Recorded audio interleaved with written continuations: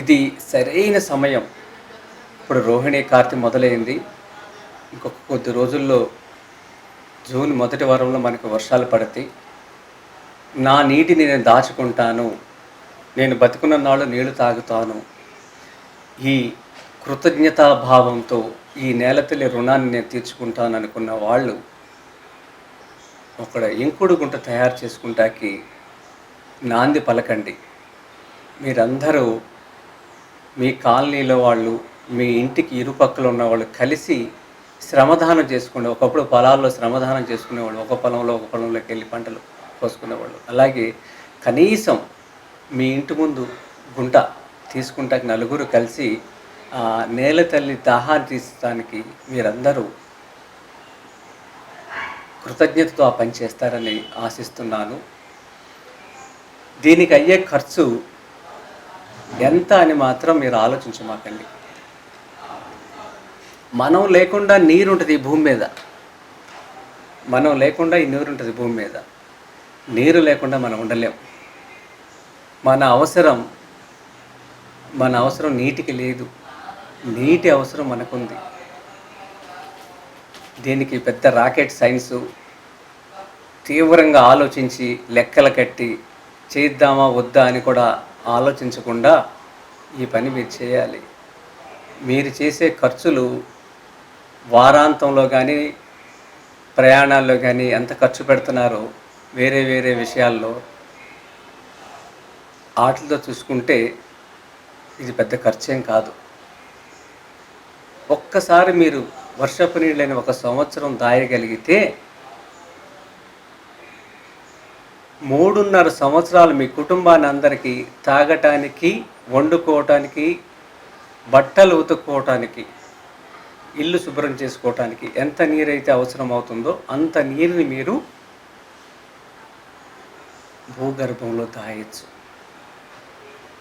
అన్ని అవసరాలకి 5 మంది ఉన్న కుటుంబానికి 3.5 సంవత్సరాలు ఒక 200 గజాల నుంచి 500 గజాల స్థలంలో పడ్డ వాన నీటిని దాయచ్చు. నాకు సుమారు 100 పైన ఈ నా వ్యాపారంలో పనిచేసే పిల్లలు ఉన్నారు. వాళ్ళందరికీ ప్రాంతాన్ని బట్టి ఏ స్టేట్ ఉంటే ఆ స్టేట్ వాళ్ళకి నేను ఇల్లు ఇచ్చాను. అవన్నీ రెంటెడ్ అయినా సరే యజమాని ప్రమేయం తీసుకుని నా సొంత ఖర్చులతోనే ఇంకుడు గుంటలు తయారు చేశాను. ఎంత ఖర్చు అవుతుంది అనేది కాదు, మన నీటిని దాయాలి అంతే. ఈ క్రమంలో నేను చేశాను. అలా నా దగ్గరికి ఎవరైనా వస్తే కూడా దాన్ని ప్రచారం చేయటం, సాంకేతికమైన అంశాలు వెళ్ళి చెప్పటం, ఇలా 2000 ఇంకుడు గుంటలకి చేసే అవకాశం నా మిత్రులు, నా వినియోగదారులు, ప్రకృతిని ప్రేమించే మహనీయులు అవకాశం కల్పించారు. ఈ 20 సంవత్సరాల్లో 2000 ఇంకుడు గుంటల నిర్మాణం చేశాను స్వయంగా. ఎంతోమందికి పోస్టర్ల ద్వారా ప్రభావితం జరిగిందనుకుంటున్నాను. ఈ ఇంకుడు గుంట అనేది మనం పడుకునే మంచం అంతా 4/6, 4 అడుగులు వెడల్పు, 6 అడుగుల పొడవు, 200 గజాల స్థలం నుంచి 200 స్క్వేర్ యార్డ్ నుంచి 500 స్క్వేర్ యార్డ్ వరకు ఇది సరిపోద్ది. నగరంలో ఇంచుమించుగా ఈ మధ్యలోనే ఇళ్ళందరూ ఉన్నాయి. 200 గజాల నుంచి 500 గజాలు. అంటే నేను చెప్పే ఈ లెక్క సుమారుగా 80% పైగా అందరికీ వర్తిస్తుంది. దీన్ని మీరు రాసుకుంటానంటే చాలా సులువుగా మీకు అర్థమయ్యేటట్టుగా నేను చెప్తాను. 1-2 సార్లు దీన్ని మీరు 200 గజాలకి తక్కువ ఉన్న స్థలంలో కూడా దీన్ని తయారు చేసుకోవచ్చు. ఇంకా మాకు ప్లేస్ లేదండి అనుకునే వాళ్ళకి కార్ పార్కింగ్ ప్లేస్లో కూడా దీన్ని తయారు చేసుకోవచ్చు. పైన కారు పెట్టుకోవచ్చు. మాకు కారు పెట్టే చోటు కూడా లేదు అంటే 2 వీలర్ పెట్టుకునే చోటు కూడా దాచుకోవచ్చు. ఇంకా మాకు ప్లేస్ లేదంటే గేటు, మనం లోపలికి వెళ్తే గేట్ అయితే ఉందో ఆ గేట్ దగ్గర 3x3 ఫీట్ కూడా తయారు చేసుకోవచ్చు. ఇంకా చిన్న ఇల్లు 150 గజాలు 100 గజాలు ఉన్న వాళ్ళు కూడా అలాంటి చోట చేసుకోవచ్చు. నీటిని ఎలా ఒడిసి పట్టాలి, నీరుని ఎలా దాయాలి మనం అనే దాని మీద మీకు చెప్తాను. ఇప్పుడు 4 అడుగులు వెడల్పు, 6 అడుగులు పొడవు, లోతు వచ్చేసి 8 అడుగులు. ఈ 8 అడుగుల లోతులో తీసిన తర్వాత ఆ 8 అడుగులు క్రింద భాగంలో 4 వైపుల ఎక్కడా కూడా సిమెంట్తో ప్లాస్టింగ్ కానీ కట్టడం కానీ చేయకూడదు. చాలామంది ఇంకుడు గుంట చేసి కింద ప్లాస్టింగ్ చేస్తారు. దీనివల్ల అది సంప్ అవుద్ది కానీ హార్వెస్టింగ్ పిట్ కాదు. నీరుని మనం ఇంకించాలి. 4 అడుగులు 60 mm అని మనం రోడ్డు వేసేటప్పుడు, మెటల్ రోడ్డు వేసేటప్పుడు ఫస్ట్ పెద్ద సైజు రాళ్ళు పరుస్తారు. దాన్ని 60 mm అంటే మన అరచేయి అంత రాళ్ళు ఉంటాయి. క్వారీలు వాళ్ళకి మనకు చెప్పినప్పుడు సాధారణంగా అన్నీ 60 mm అనేది రావు, మాన్యువల్గా కొడతారు కాబట్టి దీంట్లో 80 వస్తుంది, 100 వస్తుంది, ఏదైనా కొంచెం పెద్దవి కూడా వస్తాయి. ఇది మంచిదే అలా రావటం. ఈ గుంట తీసిన తర్వాత కింద భాగంలో ఎంత పెద్ద సైజు రాయి అయితే మీకు ఫస్ట్ వచ్చిందో అవన్నీ గ్రేడింగ్ చేసి మీరు పక్కన పెట్టాలి. ఇప్పుడు ఇది మనం ఎంత ఆర్డర్ పెడితే మనకి ఆ రాయి వస్తుంది అనేది ఒక ప్రశ్న చాలామందికి. 8 అడుగుల్లో 4 అడుగులు ఎత్తు, పొడవు 6 ఉంటుంది, వెడల్పు 4 కామన్గానే ఉంటుంది. పొడవు ఇంటూ వెడల్పు ఇంటూ ఎత్తు వేస్తే అది ఎన్ని క్యూబిక్ ఫీట్ వస్తుంది అనేది లెక్క వస్తుంది అనమాట. దాని ప్రకారం యూనిట్స్ కింద చెప్తారు. 100 ఫీట్స్ అంటే ఒక యూనిట్ కింద చెప్తారు ఘనపటి అడుగుల్లో. ఇది మనం ఆర్డర్ పెడితే వాళ్ళు తీసుకొస్తారు. ఈ తెచ్చేటప్పుడు క్రమంలో అనీవెన్గా రాళ్ళు వస్తాయి, ఇలా ఇలా ఇలా ఇలా. మీరు దీంట్లో గ్రేడింగ్ చేసి పెద్ద రాళ్ళని ఫస్ట్ లేయర్లో వేయాలి. తర్వాత దానికన్నా చిన్నవి సెలెక్ట్ చేసి అవి వేయాలి. ఇంకా దానికన్నా చిన్నవి సెలెక్ట్ చేసి తర్వాత వేయాలి.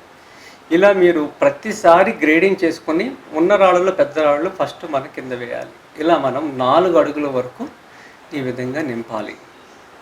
ఈ 60 mmతో అయిపోయిన తర్వాత పైన 2 అడుగులు ఏదైతే ఉందో 40 mm అంటే మనం స్లాబ్ వేస్తానికి వచ్చేటప్పుడు దానికన్నా కొంచెం పెద్ద సైజు ఉంటుంది. ఇది మిషన్ కటింగ్ రాయి ఉంటుంది. ఇది తెప్పించి దీనిలో కూడా గ్రేడింగ్ చేసి సేమ్ మొదటిగా ఎలా చేసామో పెద్ద సైజు రాళ్ళు, తర్వాత ఇంకొంచెం మీడియం, తర్వాత ఇంకొంచెం అలా తీసుకుంటా 4 అడుగులు నింపిన తర్వాత మొదటిది, రెండవది వచ్చేసి 2 అడుగులు. మొత్తం ఇప్పుడు 8 అడుగుల్లో మనం 4 అడుగులు ఒకటి, తర్వాత 2 అడుగులు నింపాము. అంటే 6 అడుగులు పూర్తయిపోయింది. ఆ పైన స్లాబ్ వేసుకునే రాళ్ళు 20 mm మీకు దొరికితే అది ఒక 2-3 అంగుళాలు మాత్రమే వేయండి. 6 అడుగుల 2 అంగుళాలు. పైన బేబీ చిప్స్ అనేది ఉంటుంది చిన్నవి, ఒక 5 దొరికితే సరి. లేని పక్షంలో మనం సిమెంటు ప్లాస్టరింగ్ చేస్తున్నప్పుడు గోడకి జల్లెడ పడుతున్నప్పుడు జల్లెడ మీద వచ్చే రాయి ఉంటుంది, చిన్న చిన్న రాయి, దాన్ని 1 అంగుళం మాత్రం వేసుకుంటే 6 అడుగుల 3 అంగుళాలతో నిండిపోతుంది. ప్రతిమ ఏదైతే ఉందో ఖాళీ భాగం అంతా కూడా దాన్ని అలాగే ఇంచుమించుగా అడుగున్నారో అలాగే మనం ఉంచాలి. దాని చుట్టూ భాగాన్ని మనం ఇటుక రాయితో ఆ మట్టిని జరిపి బేస్ నుంచి కట్టుకుంటూ రావాలి. ఆ రాళ్ళ మీద కట్టకూడదు, మట్టిని జరిపి బయటకు వచ్చి 4 వైపులా కట్టాలి.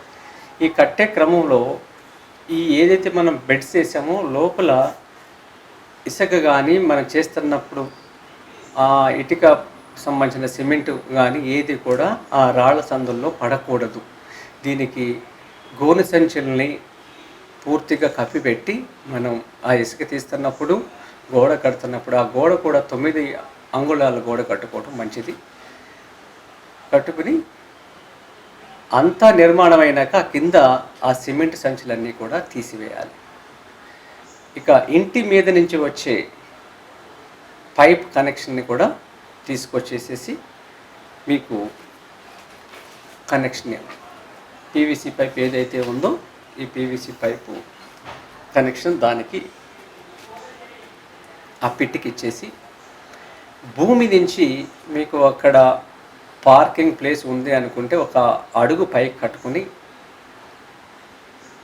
ఆ సర్ఫేస్ వాటర్ కూడా హోల్స్ పెట్టుకుని దానికి ఒక మెష్ వేసుకుంటే ఆ వాటర్ని కూడా దీంట్లో కలెక్ట్ చేయొచ్చు. ఈ విధంగా తయారు చేసుకుంటే మీకు ఎప్పటికీ మీ బోర్ అనేది ఎండిపోదు. మేము ఎక్కడైతే 2000 నిర్మాణం చేశామో మా బోరులో నీళ్లు రావట్లేదనేది మాకు ఇంతవరకు ఎవరు కూడా తిరిగి మమ్మల్ని సంప్రదించలేదు. మనందరికీ బ్యాంకుల్లో అకౌంట్స్ ఉన్నాయి. ఏ పని చేయకుండా మనం ఉదయం చక్కగా నిద్ర లేచి స్నానం చేసి చక్కగా టిఫిన్ చేసి 10 బ్యాంక్కి వెళ్ళి డైలీ ఇదే పని పెట్టుకోండి. డ్రా చేసుకుని వచ్చే పద్ధతి. డబ్బులు ఎప్పుడు డ్రా చేయడమే పెట్టుకోండి. ఏ పని చేయొద్దు. ఏమవుతుంది? అకౌంటు క్లోజ్ అవుతుంది. బ్యాంకు బ్యాలెన్స్ ఉండదు. మేనేజరు ఏం లేవే వెళ్ళిపోమంటారు. అలాగే మనం భూమిలో నీరు కూడా డైలీ డ్రా చేస్తున్నాము, డిపాజిట్ చేయట్లేదు. డిపాజిట్ చేయకపోతే బ్యాంక్ ఎలా ఖాళీ అయిందో అకౌంటు, మన భూమి కూడా ఖాళీ అవుద్ది. ఇది కూడా ఒక కుండ. మనం దాహం వేసినప్పుడు నీళ్ళు తెచ్చుకుంటాకి ఎలా వెళ్తున్నామో అలాగే ఈ భూమి మీద కూడా మనం నింపి పెడతానికి భగవంతుడు పైనుంచి ట్యాప్ని రిలీజ్ చేశాడు. దీన్ని మనం వడిసి పట్టుకోవడం మనందరూ చేయాల్సిన బాధ్యత. ఇది ప్రభుత్వాల పైన అంటే అస్సలు నేను ఒప్పుకోను. ప్రభుత్వం ఎవరండి? 5 సంవత్సరాలు ఉంటారు వాళ్ళు, ఇంకొకరు వస్తారు. వాళ్ళు ఏంటి చేసేది? నీళ్లు తాగే బాధ్యత మీది కాదా? నీళ్లు తాగే ప్రతి వాడు బాధ్యత ఇది. ప్రభుత్వం దీనికి సబ్సిడీ ఇవ్వాలి, ఇవన్నీ ఎందుకండి? ఇది ఆలోచన. మేము అద్దింట్లో ఉంటున్నామండి, మా ఊరు ఇది కాదండి, మా సొంత ఇల్లు చేసుకుంటామండి, ఈ భూమి నీది అనే భావంతో నువ్వు బతకాలి. ఇన్నాళ్ళు నిన్ను దాహం తీర్చింది, ఇప్పుడు నేల తల్లి తాపంతో ఉంది, భూమి తాపం పెరుగుతుంది. ఇప్పుడు నువ్వు చేయాల్సిన పని నేల తల్లికి దాహం తీర్చాలి. మరిన్ని అప్డేట్స్ కోసం STV యూట్యూబ్ ఛానల్ని సబ్స్క్రైబ్ చేసుకోండి.